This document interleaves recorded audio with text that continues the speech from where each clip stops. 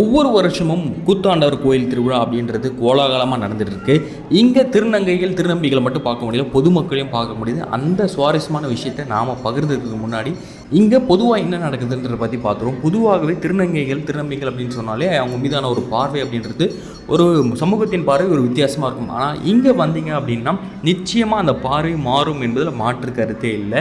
இந்த கூத்தாண்டவர் கோயில் திருவிழாவில் திருநங்கைகளும் திருநம்பிகளும் வந்து பார்த்தீங்கன்னா திருமணம் நடக்குது. திருமணம் யாரோட நடக்குது அப்படின்னா அரவான் அப்படின்ற ஒரு தெய்வத்தோட நடக்குது. இந்த அரவான்ற தெய்வத்தோட திருநங்கைகளும் திருநம்பிகளும் திருமணம் செஞ்சுக்கும் போது அந்த இரவே வந்து பார்த்தோம்னா விழா கோலமாக பூண்டிருக்கு அப்படின்னு சொல்லலாம். ஒரு மணப்பெண்ணுடைய வீடு எப்படி இருக்கோ திருமணமாகும் போது அப்படின்ற மாதிரியான ஒரு காட்சியை தான் இங்கே பார்க்க முடியுது. மறுநாள் காலை விடிந்த பிறகு வந்து பார்த்தோம்னா விதவை கோலம் தான் எல்லாருமே பூண்டுட்டு இருக்காங்க. அது ஒரு ரொம்ப சோக காட்சியாக